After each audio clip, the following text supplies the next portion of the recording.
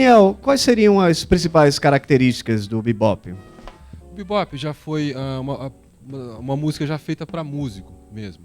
O que acontecia? Você tinha improvisos bem maiores e você tinha uma total liberdade para se tocar bateria. O que acontece? Passou-se a condução do chimbal e o bumbo para o prato de condução. Até inclusive foi inventado para isso, a pedido do prato de condução.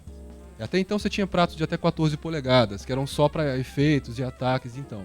E a partir do Kenny Clarke, ele passou a conduzir no prato mesmo. O que aconteceu? O óbvio, ele perdeu todos os empregos dele nas bandas de swing. Ninguém queria tocar com ele porque era muito diferente para a época. Aí ele conseguiu trabalhar até como arregimentador de uma casa que estava abrindo chamada Minton's Playhouse, em Nova York. Foi aonde surgiu o bebop. Ele, pelo diretor musical da casa, pelo gerente da casa, ele teve a total liberdade para escolher os músicos que ele quisesse para tocar com ele, desde que o público gostou. Então ele contratou músicos que ele já conhecia de tocar nas orquestras e tal, como o Dizzy Gillespie, o Charlie Parker, o Thelonious Monk. Aí sim surgiu o bebop. O que acontecia? Eles ficavam tocando até altas horas da manhã, até 4, 5 horas da manhã, e com improvisos enormes. Na verdade era praticamente um jogo de chegar e quem tocava mais, e quem se superava, e toda essa coisa. Isso era mais ou menos em que época? Isso, logo após a Segunda Guerra Mundial. Quais foram os outros bateristas que a gente pode destacar dessa época? Tá, deixa eu só te mostrar alguma coisa de bebop, tocando. Beleza, a questão prática do bebop. Antigamente você tinha isso.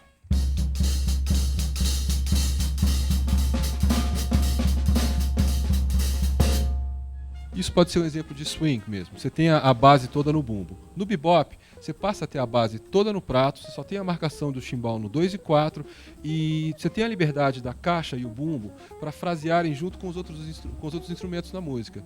Tipo, um trompetista ou um saxofonista está fazendo uma frase mais grave ou aguda, enfim, você pode casar as suas frases com o improviso dele. Algo tipo...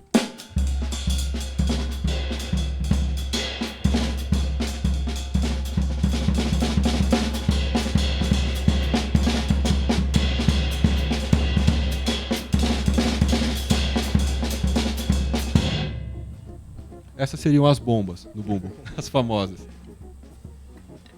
Sobre os bateras, além do... Me desculpa, sobre os bateras. Você teve o primeiro deles, que foi o Kenny Clarke, que foi o cara que mesmo quebrou o paradigma, que pôs a cara a tapa para conduzir no prato e sofreu, enfim, conseguiu instituir o bebop. Logo depois do Kenny Clarke, você teve o Max Roach. O Max Roach foi um baterista fantástico, um percussionista fantástico mesmo, que surgiu logo na mesma época e que alternava os trabalhos com o Kenny Clarke. E ele era super... tinha uma finesse diferente, ele já não era tão agressivo na bateria quanto o Kenny Clarke, ele já tinha uma onda mais cerebral, assim, de sobreimposição de compasso, de polirritmia, algumas coisas aplicadas ao bebop mesmo.